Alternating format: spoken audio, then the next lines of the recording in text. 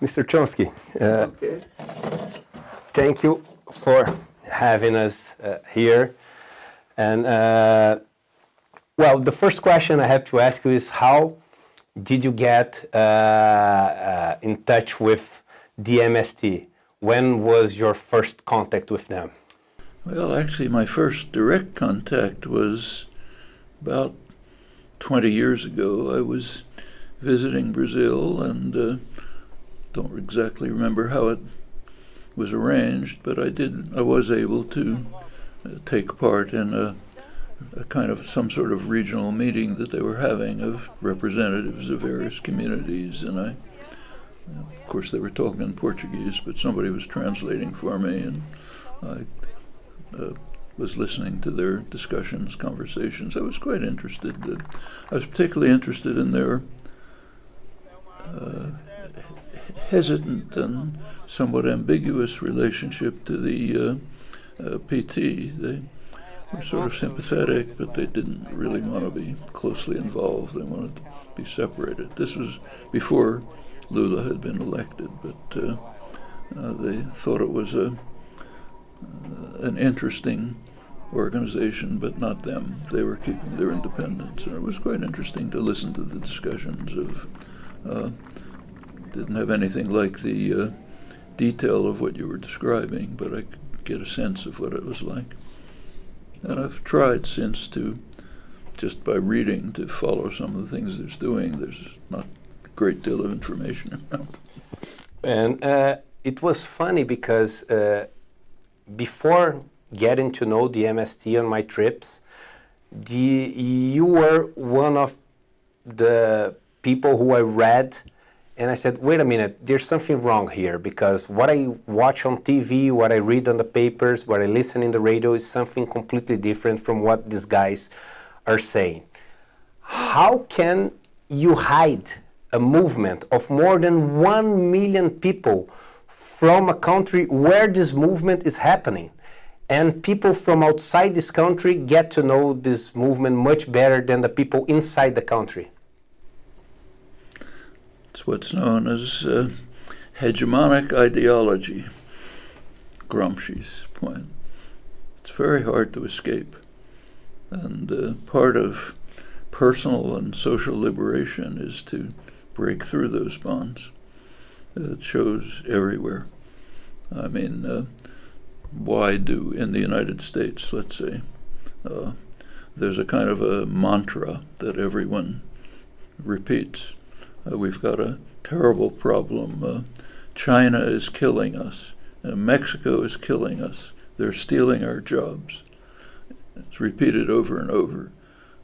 It takes the intelligence of a 7-year-old to understand that China, that when Apple computers just a couple of weeks ago decided to transfer their last production unit to China, it was not because the CEO, Tom Cook, had a gun to his head held by Xi saying, you got to transfer your plant to China.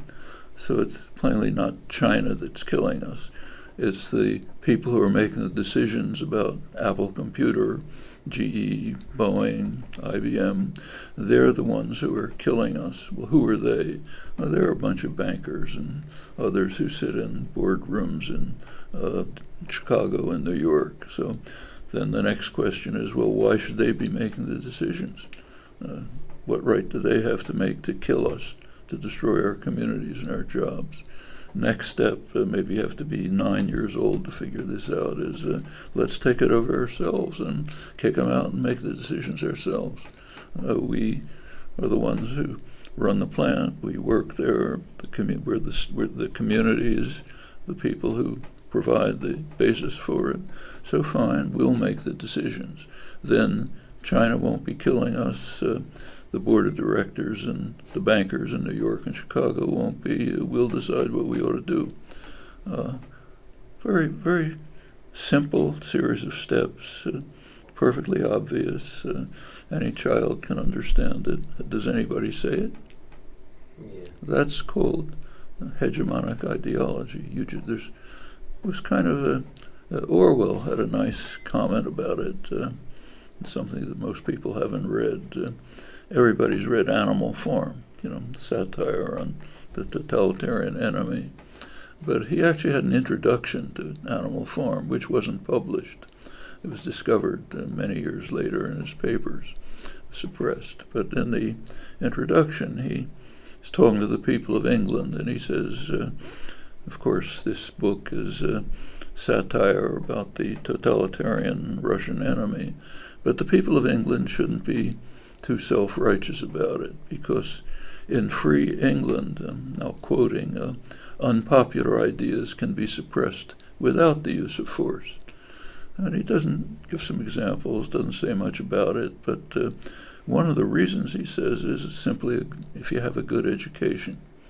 You've gone to all the right schools, you graduated from Oxford and Cambridge, you studied all the right things, you just have internalized the understanding without thinking about it, that there are certain things it just wouldn't do to say. Like, for example, that it's the bankers in New York who are killing us, not China. Just wouldn't do to say that. You can't even think it, you know. When you get to the point where you can't even think things, that's real subordination to ideology. And that's quite typical of free democratic countries, and I think what you're describing in Brazil is quite similar. It's just the kind of thing you don't say and you don't think. It doesn't take much intelligence to figure it out. I watched a video maybe 20 years ago or something like that, when you visit MST, and you were saying on the video that it was the largest social movement in the world. That's the impression I got, yeah. So what's the importance of MST as a case study for the world? I think, you know, I probably get a dozen letters every day from young people saying, how can we possibly break out of this system of oppression? What other possible way of living is there? They need models. They have to say, look, there are things that people can do and they work. I give them many examples, but this would be a perfect example. It says, yes, there are forms of life outside of the state capitalist repressive systems that we live in. We don't have to accept this form of domination. We don't have to, I mean, take something else that people don't think. Just an ordinary wage worker, person who works in some enterprise. Most of your waking life, you're living in a system that is far more totalitarian than any totalitarian state that ever existed. I mean, in Stalinist Russia, for example, nobody told you you're not allowed to go to the bathroom. You have to wait 3 hours. Or you can't talk to that person next to you. Or you have to keep doing the same thing 28 hours a day, you know. This is the kind of clothes you have to wear. Nobody ever dreams of, nothing like that happens in the most extreme totalitarian state, but it happens in almost every wage earner's life, most of their lives. Do you have to live like that? I mean, is that the only form of existence where some totalitarian ruler is totally controlling just about every action you do, every motion you make, every thought you have, and so on, for most of your waking life? Obviously not. There are alternatives. Let's see one. Well, okay, here's one that's alive and well. That's the kind of thing that breaks through the bonds and tells people the things you've always been indoctrinated in and told have to be true are not. It's not like the air you breathe. It's just a particular form of domination and authority that you can break out of. Just like slaves had to come to understand, you don't have to be a slave. Women had to understand, no, you don't have to be subordinated. These are hard things to break through, very hard.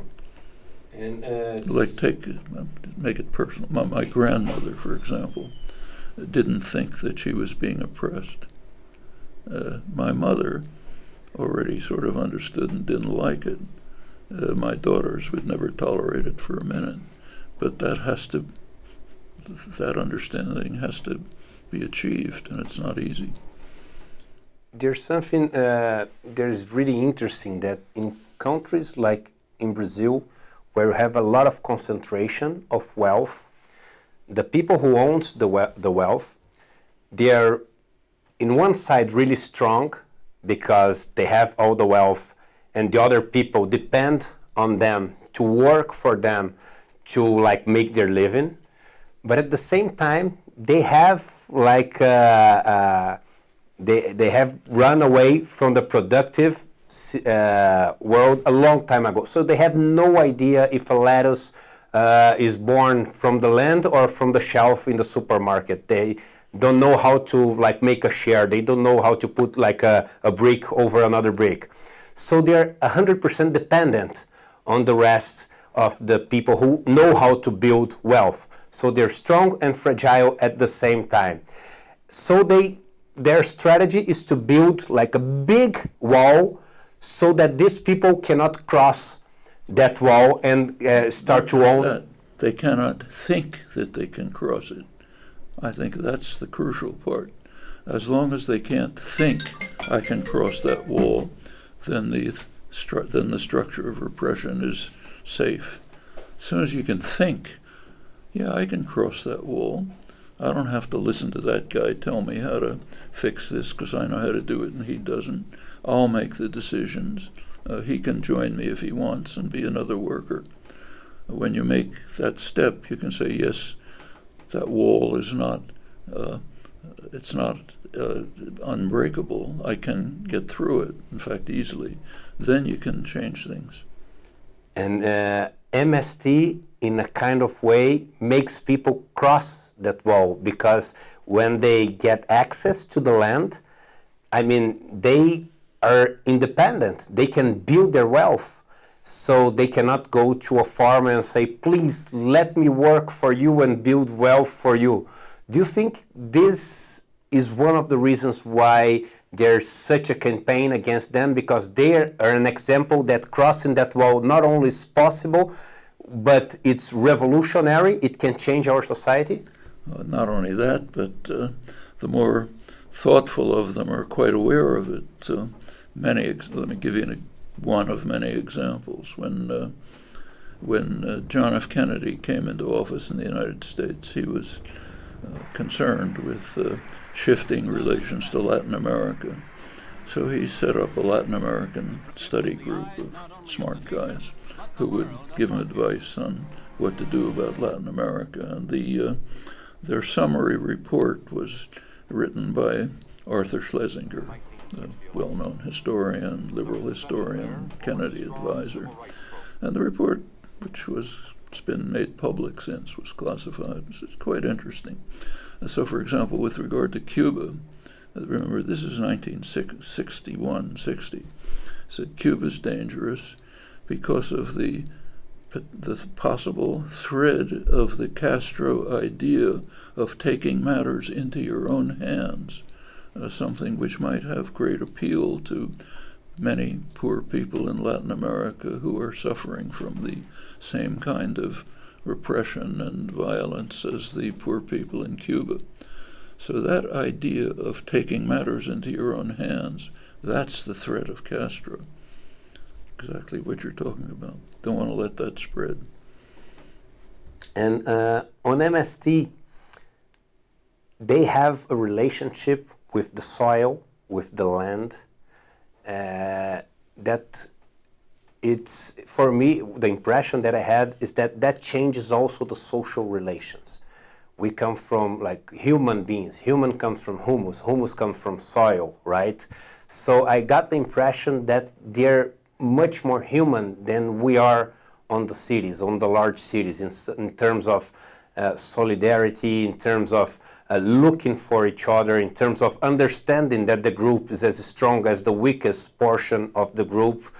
Do you think that we're in the 21st century, we're talking about like apps and virtual reality and all those things? What do you think is the role of the land, not only the land, but the land reform and that groups as MST to rescue humanity for us? I think it's a way of providing a model, but to be significant, we have to recognize some clear demographic facts. Most of the population of the world is becoming urban, and there have to be urban collectives of a comparable kind, which will have these structures of solidarity, mutual aid, self-government, and so on. I think that can be done. It doesn't necessarily have to be tied specifically to land, although in fact an integration of land and city can be developed and constructed, urban gardens, so on and so forth, which can make a more rich and complex life in which people are not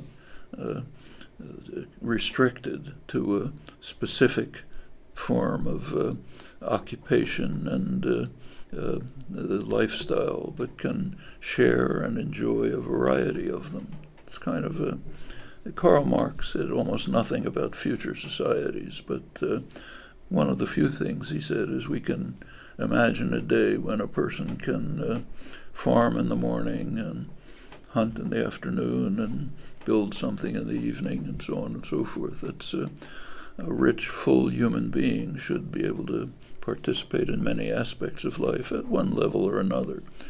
Having an urban garden is not the same thing as working several acres of planting field, but it's a small part of sharing in the possible richness and variety of human life. And what do you think is the importance for countries territorially large as Brazil and poor as Brazil in terms of a large portion of the population being so poor, of a land reform? Do you think it's important to have a land reform? It's critical, not only a land reform, but preservation of large areas from development and destruction. The Amazon, for example, is it's been called the lungs of the earth. The Amazon is critical for the survival of humans everywhere. Conservation and preservation of land, which has been it's been in the lead of understanding the importance of that, actually, are the indigenous populations throughout the world, not just in Brazil, who want to live in harmony with the land, not to destroy it.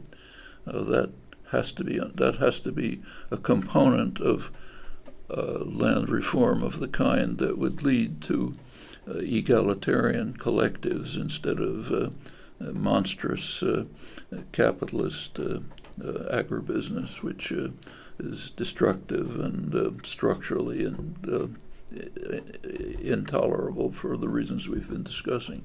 So land reform is one of many initiatives that have to be taken in radically inegalitarian countries like Brazil to break the extraordinary spectacle of extreme wealth right alongside of hideous poverty that shouldn't be tolerable to people. The government is arming the farmers officially, and the government is trying to pass a bill that criminalizes officially the MST. Is it like a world phenomenon, or is it like just Brazil, and what can be done to fight against it? Well, it's not something new. It goes back to the of the enclosures in England, which dispossessed people from the commons. It's been happening for centuries. Brazil under Bolsonaro is an extreme version of it, but the dispossession of people from their land and their rights and their mode of livelihood has been, and turning them into serfs subject to authority, that's been going on for a long time. Bolsonaro wants to do it by force and violence, and it should be bitterly resisted. And it's interesting because people from the cities in Brazil, they look at the slums and say, oh, that's an absurd, these guys are thieves, these guys are robbers, I don't want them here.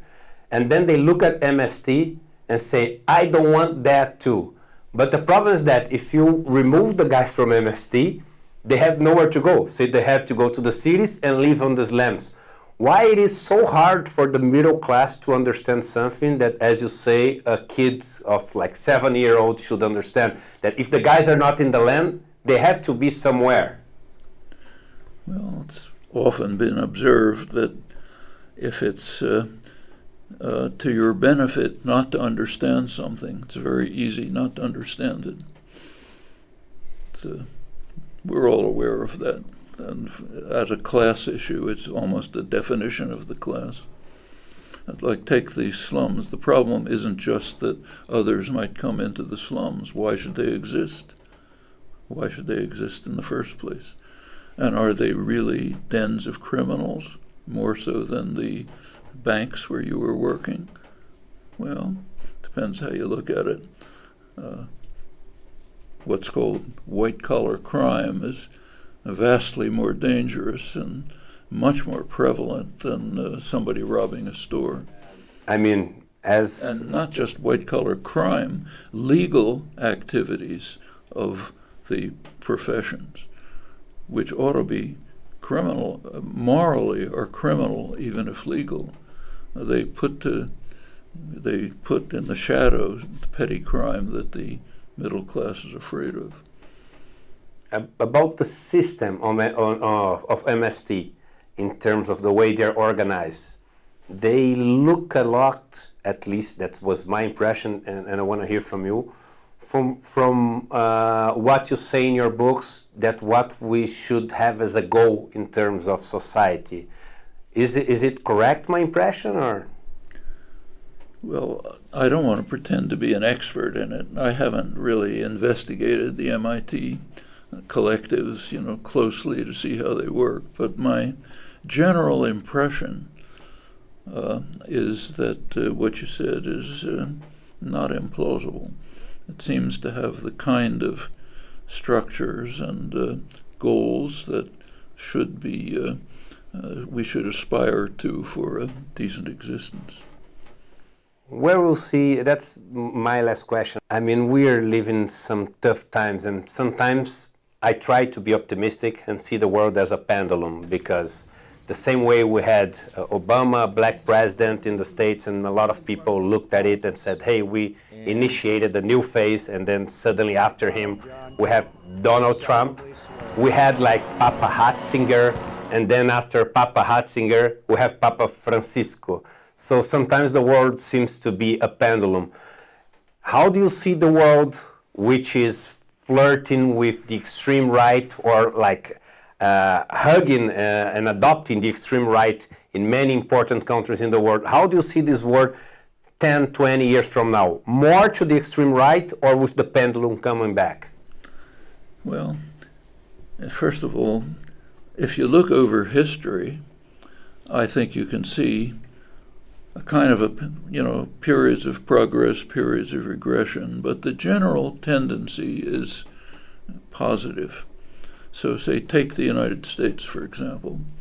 In many respects, by comparative standards, a free democratic society. Go back to the 1960s, okay?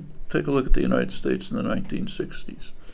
In the 1960s, the United States had anti-miscegenation laws so extreme that when the Nazis were looking for models for the Nuremberg laws, the only model they could see was the United States, but the U.S. laws were too extreme for them, because the U.S. laws said 1 drop of blood, that was the phrase, makes you black. So if you had a great-great-great-grandmother who was black, you're black. That was too much for the Nazis. That was up until the 1960s. Up until the 1960s, the federal government laws on housing required segregation. These were passed under the New Deal liberal administrations. They didn't like them, but the only way they could get them any housing passed at all, given the prevalent racism was to build these laws into it. That was into the 1960s. Until 1975, women in the United States still were not recognized as legally peers. They didn't have a guaranteed right to serve in a federal trial. Legally, they were basically property, as was the case in the founding, when the country was founded, took over British law. A woman's the property of her father, handed over to her husband. It gradually eroded, but literally it was not until 1975 that legal equality was established. There were anti-sodomy laws in the United States into this millennium. We can go on and on. I mean, if we think what things were like not very far back, there's been quite a lot of improvement. And there are many things now which are just unchallengeable. Things that were inconceivable 50 years ago are now virtually unchallengeable. It didn't come as a gift from God, It came as the result of lots of popular organization and struggle. Now, if you look through history, yeah, that's been true for a long time. Now, can you carry this trajectory forward? That's not so clear. The reason is, for the first time in human history, questions are arising about the possibility of survival of organized human society, and not in the distant future. Actually, there are at least two major ones, and they're not the only ones. One is the threat of nuclear war, which is in fact increasing. We've been living under that shadow for 75 years, and it's kind of a miracle that we've survived, and miracles don't continue. The other is the extreme danger of environmental catastrophe, which just can't be laughed about. And we have this unbelievable spectacle, something that is almost unimaginable. If anybody's watching us from outer space, they'd think we're insane. The most powerful country in human history, the wealthiest country with incomparable advantages, is not only refusing to take part in doing anything about it, but is insisting on devoting its resources to accelerating the race to disaster. And nobody's talking about it. That's the amazing thing. Take a look at the debates over the debates in the election, or take a look at polls in which people are asked what problem is most important for you. Do you even see a mention of the fact that the worst criminal acts in human history are being carried out right before your eyes? I mean, Hitler didn't want to destroy organized human society, but that's happening right before our eyes. Nobody sees it. Nobody looks at it. It's kind of like what you were saying about not seeing MST, but exaggerated to a cosmic level. Well, so you cannot simply carry the past trajectory forward, because there are new issues arising of real existential threats that have to be overcome. There has to be a breakthrough in understanding that it's not only individual bad decisions, it's institutional structures that are concrete. Let's take something else that a 7-year-old can understand. Take the biggest bank, say J.P. Morgan Chase. Jamie Dimon, the CEO, knows as much about the environmental crisis as you and I do. But he is pouring money into development of fossil fuels, and the most dangerous of them, like Canadian tar sands, with perfect knowledge that this means he's making a major contribution to the destruction of organized human life on Earth in the not very distant future.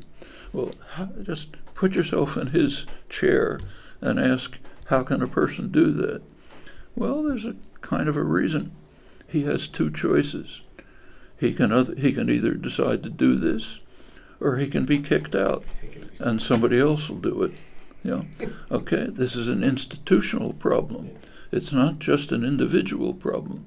And that has to be understood. These institutions are lethal to human existence. They've always been problematic and harmful. Now they're lethal. And those are very serious problems that can't be pushed aside. If possible, I have one more question. As now I'm talking to a lot of the people on the Congress and the Senate, they call me, they send me message, Eduardo, what now? You know, I mean, this guy has no limits. He's destroying Brazil on a pace that has never happened before.